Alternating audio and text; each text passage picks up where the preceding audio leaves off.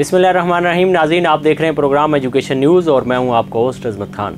नाज़रीन, आज हम बात करेंगे जामिया कराची के हवाले से। जामिया कराची के हवाले से आज खुशकुन ख़बरें हैं और उम्मीद अफ़ज़ा ख़बरें हैं और जामिया कराची की इंतज़ामिया ने कुछ बेहतरी के लिए इक़दामात उठाए हैं, उसके हवाले से ख़बरें हैं। उसके अलावा एक दो ख़बरें ये भी हैं कि गुज़िश्ता दिनों एक तलबा तंजीम की जानिब से एक प्रेस रिलीज़ जारी की गई थी, एलामिया जारी किया गया था कि कुछ उनके प्रोग्राम के पोस्टर्स थे वो ज़मीन पे मिले और उनसे उनकी वजह से उनके जज्बात मजरूह हुए हैं। इस पे भी बात करेंगे। फिर इसके बाद हम ये बात भी करेंगे कि इस वक्त जामिया कराची में इवनिंग क्लासेस का असातिज़ा की जानिब से बाइकाट किया गया है, इसकी हकीकत क्या है और आया कुछ असातिज़ा जो हैं वो इवनिंग की क्लासेस ले रहे हैं या नहीं ले रहे हैं।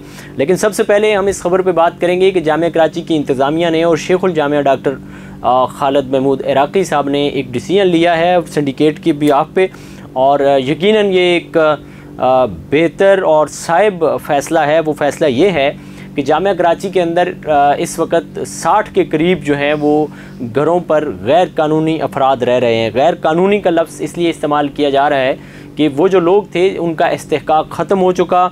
अब इन घरों का हक़ उन ऑफिसर्स का, उन असातिज़ा का है जो इस वक्त जामिया कराची के अंदर खिदमत अंजाम दे रहे हैं। ये 60 के करीब वो लोग हैं जो जामिया कराची के अंदर 20 से 25-30 साल अपनी ड्यूटी अंजाम देने के बाद, तनख्वाहें लेने के बाद अब वो यकीनन पेंशन वसूल कर रहे हैं और बदस्तूर जामिया कराची के अंदर रह रहे हैं। और इस वक्त आपको ये भी मालूम है कि बिजली की कीमतें किस तेज़ी के साथ जो हैं वो ऊपर जा चुकी हैं। गैस की कीमतें भी आपने देख ली हैं। फिर इसके अलावा पानी, सीवरेज के हवाले से भी और पानी के जो बिल्स हैं इसके हवाले से भी। तो यकीनन जामिया कराची के अंदर रिहाइश इख्तियार करना कोई लग्जरी रिहाइश से कम नहीं है।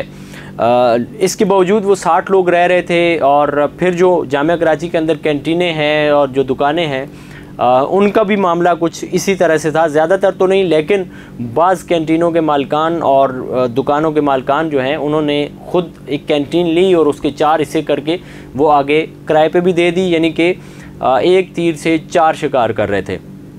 और फिर इसके बावजूद जामिया कराची को बिजली के बिल भी अदा नहीं कर रहे थे और बाज़ जगहों पे तो बिजली चोरी भी की जा रही थी। अब हुआ ये कि आज हमने देखा जामिया कराची के अंदर मुख्तलिफ़ कैंटीन के ऊपर सिक्योरिटी का अमला जो है वो भी था और इंजीनियरिंग ब्रांच के लोग भी थे, स्टेट के कुछ अफसरान भी थे। अब कैंपस एडवाइज़र जो नए तैनात हुए हैं डॉक्टर सलमान ज़ुबैर साहब, उनसे ज़ाहिर है उन्होंने सिक्योरिटी मांगी और उन्होंने वो सिक्योरिटी प्रोवाइड की।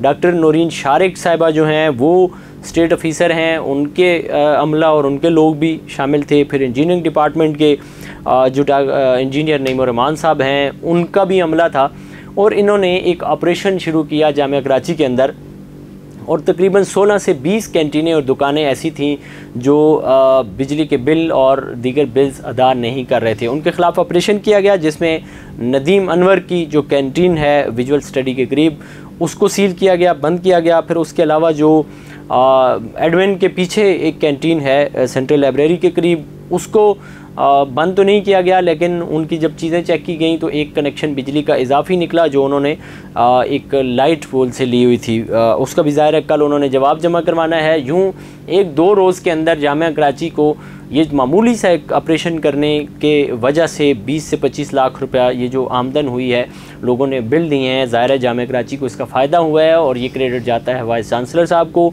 जिन्होंने सिंडिकेट के बिहाफ पे ये एक्शन लिया है और अल्लाह करे कि ये एक्शन तादेर कायम रहे। उसके अलावा सिंडिकेट ने फ़ैसला किया था और जामिया कराची ने एक प्रेस रिलीज़ भी जारी की थी जिसमें उन लोगों को मुतनब्बे किया गया था जो जामिया कराची के इन घरों के अंदर रह रहे थे। उनको कहा गया था कि आप घर खाली कर दें, बसूरत दीगर आपकी जो पेंशन है उससे रकम काटी जाएगी। तो अब हुआ ये है कि 3-3 हाउस सीलिंग के बराबर उनकी पेंशन से रकम काटी गई है और बहुत सारी शिकायत इस वक्त स्टेट ऑफिसर के पास भी और दीगर शोबों में भी जा रही हैं उन लोगों की कि आपने जो है वो हमारे पेंशन से रकम काट ली है। अब ज़ाहिर है जब आप एक तीर से कई के शिकार करेंगे और जब आप रिटायर्ड भी हो गए उसके बावजूद भी आप यूनिवर्सिटी के अंदर मौजूद हैं और इतनी महंगी बिजली कि लोग सड़कों पे आ गए, पूरा मुल्क सड़कों पे आ गया बिजली की कीमतों को लेकर के। लेकिन जामिया कराची के अंदर ये रहने वाले जो असातिज़ा हैं, खुसूसन वो जो रिटायर्ड होने के बाद भी रह रहे हैं,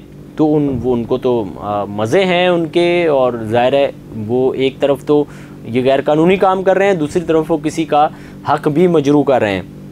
तो इन लोगों को अब ज़ाहिर है जामिया कराची के वाइस चांसलर साहब ने ये ज़बरदस्त इक़दाम उठाया है, और इसमें उनको डेफिनेटली अपने ही इन असातिज़ा बरादरी के लोगों की तरफ से दबाव का भी सामना होगा, लेकिन उन्होंने एक अच्छा इक़दाम उठाया है जिसको यकीनन सराहा जाना चाहिए, और उसको सराहा भी जा रहा है। और काफ़ी सारे लोगों से आज मेरी जामिया कराची के अंदर बात हुई, उन्होंने कहा जी कुछ लोग तो ऐसे थे कि बाकायदा उनकी भी तरक्कियाँ रुकी हुई हैं, उनके भी मसाइल हैं, लेकिन उसके बावजूद भी वो जामिया कराची के वाइस चांसलर साहब को दाद तहसीन पेश कर रहे थे इस बात पर कि उन्होंने बड़ी अरसा बाद ये एक सख्त इक़दाम उठाया है, और ये जो स्ट्रीट लाइट से या दीगर तरीक़ों से जो जिन लोगों ने चोरी की बिजली ली हुई थी उनके ख़िलाफ़, कैंटीनों में बिल न देने वालों के ख़िलाफ़ एक अच्छा इक़दाम उठाया है। ये तो हो गई ये खबर। अब आते हैं दूसरी खबर की तरफ कि इमामिया स्टूडेंट ऑर्गेनाइजेशन की तरफ से गुज़िश्ता दिनों एक एलामिया जारी किया गया, और उसमें बताया गया कि जामिया कराची के अंदर उनके पोस्टर्स फाड़े गए और गिराए गए,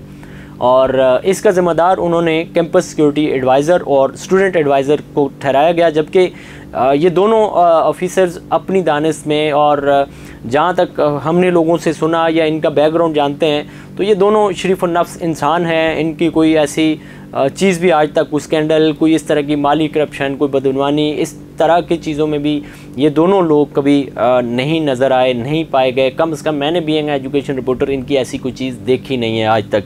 कैंपस सिक्योरिटी एडवाइज़र जो हैं वो एक शरीफ नफ्स इंसान है, डॉक्टर सुलेमान ज़ुबैर साहब।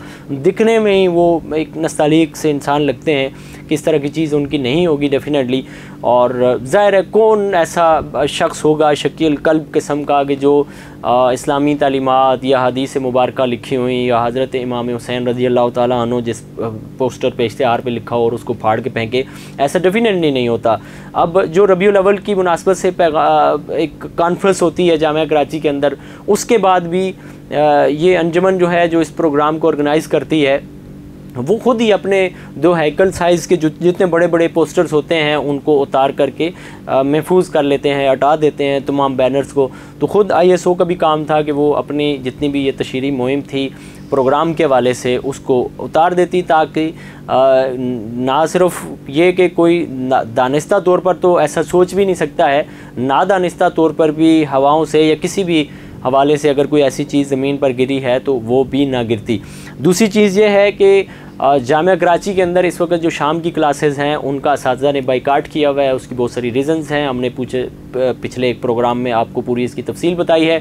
लेकिन अब असातिज़ा भी एक हवाले से इसमें दू-बदू का शिकार हैं। वो ये है कि कुछ असातिज़ा जो हैं उन्होंने तो बाकायदा ऐलान किया हुआ है कि हम शाम की क्लासेस नहीं लेंगे, उसके जो रीज़न है वो भी हमने आपको बताए हैं। लेकिन कुछ असातिज़ा ये थे कि उनको बिल ज़ाहिर मिल रहे थे और वो पढ़ा भी रहे थे, लेकिन जब उनको ये पता चला कि ख़ुद जामिया कराची का एक ऐसा फ़ैसला है, नोटिफिकेशन है, जिसके मुताबिक जिन दिनों में एहतजाज हो रहा होगा उन दिनों में असातिज़ा की उन दिनों की तनख्वाह या जो भी उसके बिल्स हैं वो नहीं बनेंगे।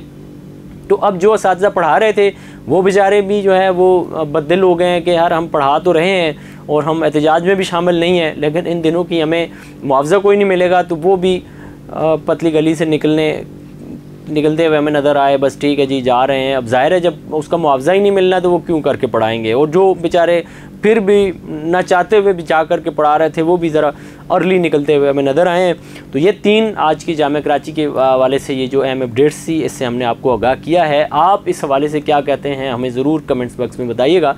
इसी के साथ अपने मेज़बान अज़मत ख़ान को दीजिए इजाज़त। अल्लाह ने के बान।